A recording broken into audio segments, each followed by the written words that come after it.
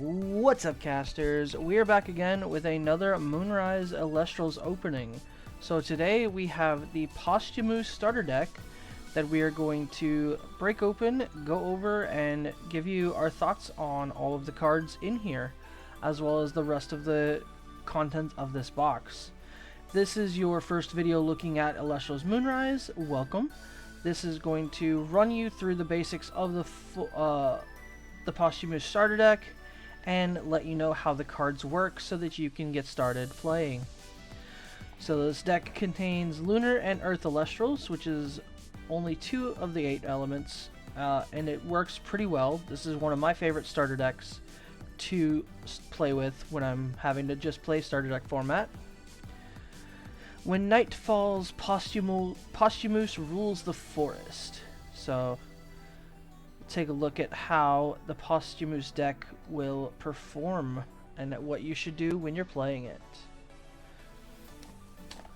Alright, if you have not already, please check out the other starter deck video on this channel. We have done a opening and analysis of the Fulgoric starter deck as well. Please check out that video if you're interested in that, and please make sure to like, comment, and subscribe. So, alright, into the box. Like every Elestral starter deck, you will get your spin down D20 with your element symbol, and the lunars are a purple and kind of magenta colored, which is really good looking, well designed. You have your 3 booster packs, and then you have your how to play guide and the sealed deck itself. So we'll set those aside and let you look at those on your own time. So let's take a look at Posthumoose. This card is a little bit dark, so it's a little hard to see on camera. It is a 3-cost Lunar Elestral, 13 attack, 11 defense. When your Artemis suppresses a card, you can target and destroy that card. So we'll go over that interaction a little bit when we get to Artemis. And while Artemis is enchanted, this Posthumoose is unaffected by counter runes. So something that was introduced with Moonrise is the keyword unaffected. What that means is any effect that would interact with the Posthumoose while the conditions are met will not apply. That means it cannot be bounced with shield, it cannot be targeted with any counter rune effects, it does not get position swapped by Tsunami. Another thing to note is if you play the counter rune Lunar Phase Full Moon, you cannot enchant those spirits to Posthumoose with Full Moon's effect. So, just remember, if Artemis is enchanted on the field, any counter rune does not affect your Posthumoose, yours or your opponent's. So, there is a chance in this deck to pull a X out of 99 Stellar of the baby form, the Fawnlet, as well as a possible reverse Stellar pull in Bandaloon. So let's see if we can hit either one of those. We do not. So instead we start with our 3 Fawnlets. When you normal cast this Fawnlet, you can search your deck for an Artemis or a Theraheart and add it to your hand. This Fawnlet gets +1 defense for each Theraheart, or for each Lunar enchanting each Artemis on the field. So like most divines, Artemis can be enchanted with multiple spirits, and Fawnlet gains extra defense for each spirit on that. And Theraheart is the middle ascension between Fawnlet and Posthumoose. It is a 6/4. When a player activates a counter rune, you can disenchant 2 Lunar from your Artemis in order to negate that rune. Then you may special ascend this Theraheart into Posthumoose from your hand or deck.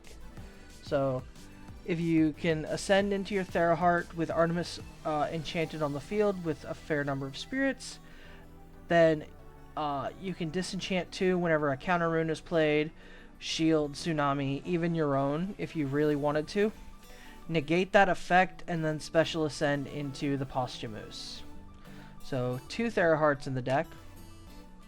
We've got 1 Gloombat, which I talked a little bit about in the Fulgorix deck, but in case you haven't watched that, this Gloombat can be special cast from your hand with 1 Lunar if an opponent has at least 2 face-down runes. You can disenchant Lunar from this Gloombat in order to target and destroy a card. So if your opponent has 2 face-down cards in their back row, you can special cast this Gloombat and then disenchant from it in order to destroy any rune on the field, whether it's face down or face up. Next we have Toxiri, a card that's probably not seeing a lot of play right now, but does have potential in the future. It is a Nexus form of Toxion. When you cast this Toxiri, you can search your deck for a Dense Fog and add it to your hand. Suppressed Elestrals will get -2 attack and -2 defense.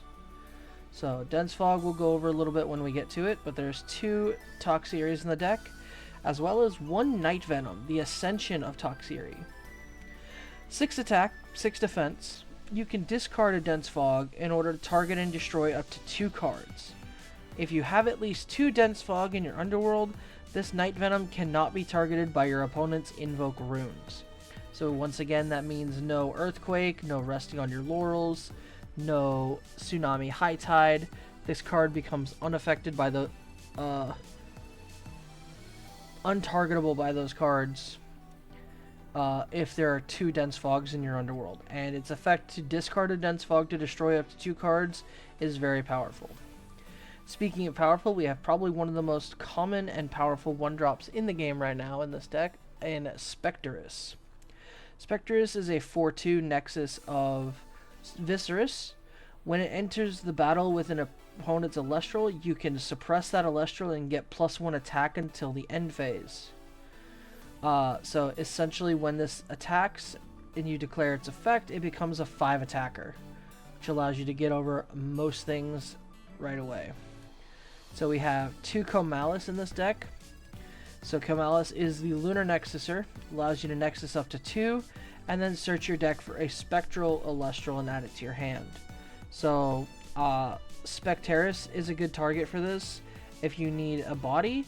Otherwise, Posthumoose is another Spectral Elestral that you can search to your hand with this effect. 2 of those. Bandaloon. You can expend a 2 Lunar in order to take control of an opponent's face-down rune.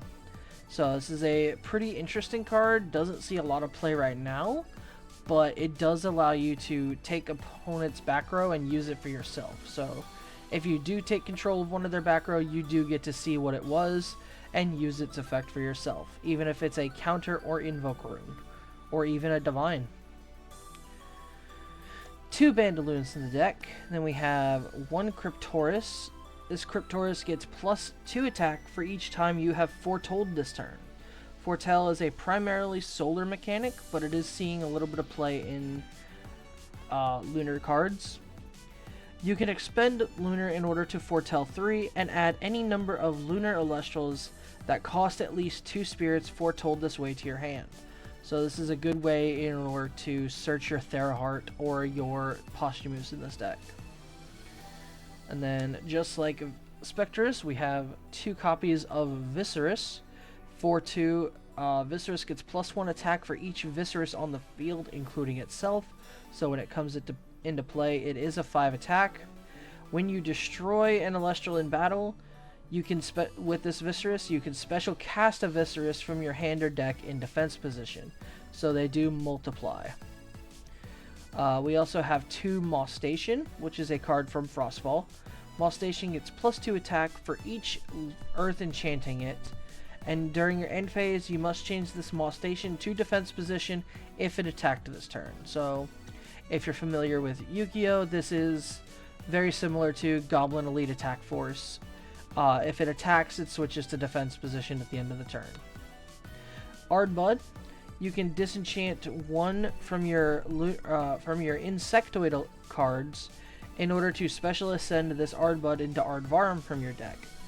When this Ardbud receives 1 or more Earth, including on cast, you can search your deck for a 1-spirit insect Celestial and add it to your hand. So this is a good way to search out your first Viscerus, search out your Spectrus, search out your Toxiri. 2 Ardbuds in the deck. Those also get played in the main deck that they are used for, with Antitan being the 3-drop, and in a bug aggro build that's currently being played in the meta. So we've got 2 Nectar of the Gods to draw, we have 1 Ambrosia for healing, and then we have 2 Artemis. So Artemis is one of the key players in this deck. When you cast this Artemis, you can enchant up to 3 Lunar to it, and then you can disenchant a Lunar in order to target and suppress an opponent's card until the next end phase. That target does have to be face up, but that's where it partners with Posthumoose. If Artemis suppresses something, Posthumoose can just straight up destroy it. So these 2 on the field together are a deadly threat, that also includes the power to make Posthumoose unaffected by all counter runes. So if you get both of them out and can keep them out, it's a very powerful combo. Got 2 Artemis in the deck, 2 Temple of the Moon to boost your Lunar Elestrals, and then we have Dense Fog. So this is another counter rune. Suppress each Celestial that is not Lunar enchanted until the end phase. So this will work with your Toxiri. You could search this with Toxiri, and if you have 2 of these you can discard them with Night Venom to destroy things, and if there's 2 of these in the Underworld with Night Venom on the field, then you also get the additional effect of it being untargetable by Invoke Runes. So you've got 2 Dense Fogs. The only problem with this card right now is there's a lot of Lunar being played in the meta, so it does not work at all against other Lunar decks. So we have 2 copies of Earthquake in this deck. Very important thing, you can play this deck directly out of the box the way it is in any tournament, and it is completely legal. However, the moment you make any change to the deck list, you must follow the current limited and ban list, so you will only be able to play 1 Earthquake then. So if you do plan to make changes to the deck, please remember to take out one of the Earthquakes first. 2 Poison Tipped Arrows, a very powerful staple counter rune that'll let you take out threats when they hit the field, reducing their attack and then expending their enchantment cost at the end of the turn. Gorgon's Gaze, another very powerful counter rune that allows you to stop attacks, stop ascension, stop nexus effects. Very, very, very powerful. Probably one of the most powerful cards in the game. And then finally, we have 2 Divine Healing. If you're using your Artemis's effect a lot, or you get it late and you don't have a lot of Lunar Spirits left in your Spirit deck, you can use Divine Healing to put spirits from your Underworld onto your Divine. So it's a good way to recycle spirits that have already been used. And then your Spirit deck is going to contain 6 Terratlas and 14 Owloon. So that is the Posthumoose starter deck. This is personally one of my favorite starter decks to play out of the box. And it is my preferred play over the Fulgorix deck out of Moonrise. So if this is your cup of tea, please make sure to pick it up. You can check the description for a link to Silver Sage's Sanctuary, one of the best and community-driven card shops on the internet for Elestrals. If you choose to shop there, make sure you use code ECLIPSE in the description in order to get 5% off of your order. I will note there are certain bundle deals that code does not work with. Alright, now that we've got the deck done, let's go through and see what we get in these packs. If anything comes out of these packs that's good for the deck, I will try to make sure to mention it. Otherwise, we'll just go through them as if they are normal packs that we've opened on the channel. Alright, so pack trick 1 to the front. We've got a Luminape, Drakid, Porky Wraith. This can be a good card to modify the Posthumoose deck. It makes it so when it attacks, the Celestial that it's attacking loses 2 attack for each Lunar enchanting this Porky Wraith. So if you stack up spirits on Porky Wraith, then you can have it swing and minus your opponent's Elestral by 2, 4, 6, even 8 attack points to swing over it. Another Ardbud, Electrifly, Winjin, Tsunami High Tide. This is a interesting card. If you're able to play a little bit of water in your deck, it allows you to choose and change the positions of up to 2 Elestrals, and then re-enchant Lunar or water from your underworld to your field. So if you've already used a Lunar, you can re-enchant it to your Divine, to one of your Elestrals to try to speed up your Ascension. It's a pretty good card all around. Aurora Borealis, Cunning Offer, and no way! We hit a serialized stellar Tox Eerie, number 15 out of 99. So that just goes to show you can still hit stellars outside of the starter deck itself and get a crazy hit in your booster packs. So we're going to sleeve that up right away, and we're going to set that aside because that is a beauty. Alright, that is one of the more interesting pulls from the Stellar pool, in my opinion. It is a card that is not very useful right now, but will get used more over time.